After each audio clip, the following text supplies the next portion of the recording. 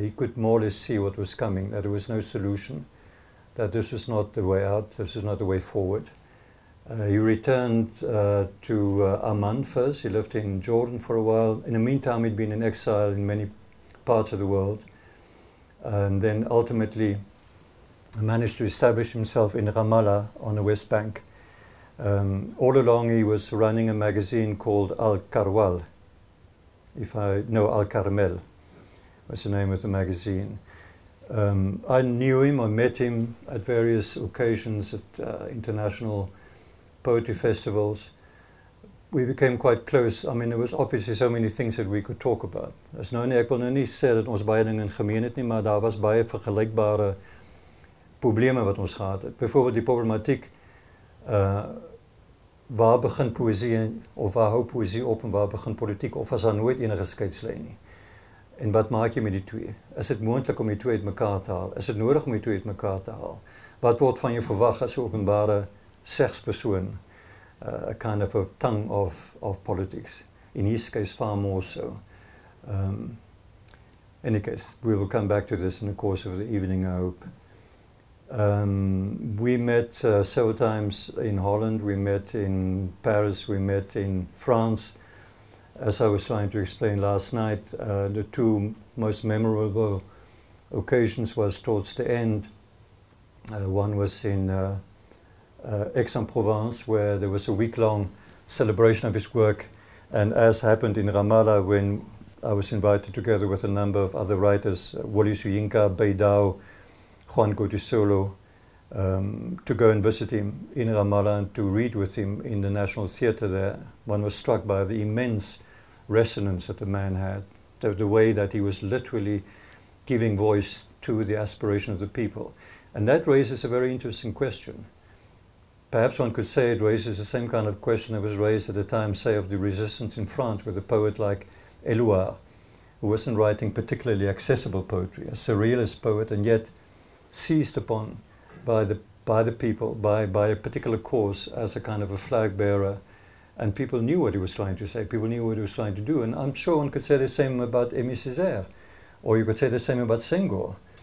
There was no question of trying to shape what they were trying to do in such a way that it could be used for propaganda or for political purposes, but they became the embodiment of a particular cause at a particular moment. And the same thing happened in Aix-en-Provence, and then of course the last time, not very long before his death, in Arles, where he read in public for the last time. And we had a long conversation, and he knew that he had less than a 50% chance of surviving if he went for an operation, which he did. And he died on an operation table in Houston, and that is on the 9th of August 2008. And immediately after his death, I started writing. I was on Gore, and all his poetry came back, his voice, the rhythms. I don't know Arabic, but the voice was there, the rhythm was there. If you strip poetry of all its meaning, you strip it of its form, you strip it of everything else, somehow if you hear it, you still recognize it as poetry. And the man's voice was there. Maybe more his imagery, or more than the imagery, the rhythm, the rhythm used, which of course he embodied very strongly himself. So I tried to continue the conversation. It was a kind of a desperate attempt to say, jy is ons nog nie weg nie, ons kan ons nog praat met mekaar. Dit is nie 'n bygeloof nie, ek weet ek kan nie hoor nie. Maar ek gaan jou lewendig hou so lank moontlik. I'm going to continue keeping you alive, as many other people try to do, by continuing to talk to you and listening to you and having you talk back. And that's how these poems came about. Georges here can perhaps say this is all not true, but in any case, I hope he agrees.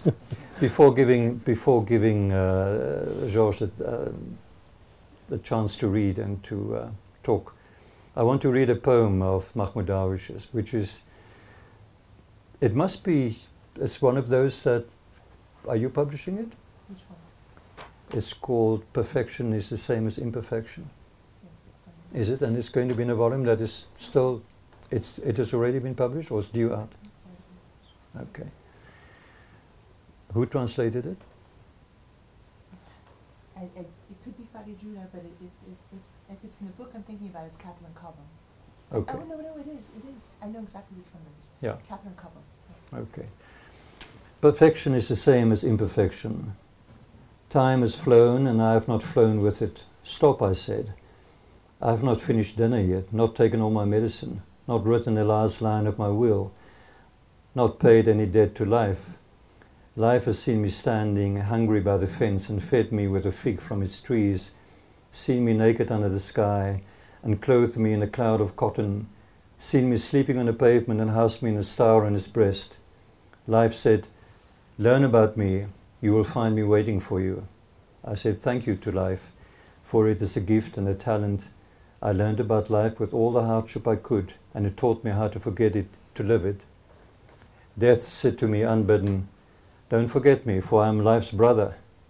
I said, your mother is a vague question of no concern to me. And death flew from my words to take care of its business.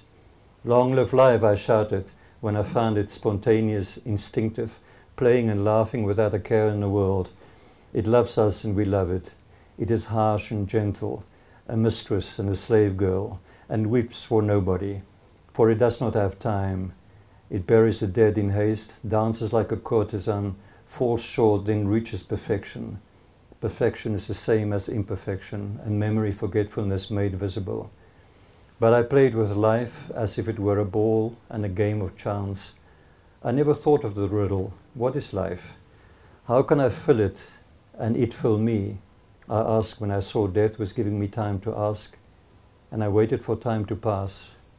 I said, tomorrow I shall look into the question of life, but I didn't find the time, because time double-crossed me and took me by surprise and has flown. Is it a late poem? It's from River Dies of Thirst, and it's mid-late, one of the last several years of his life. Okay.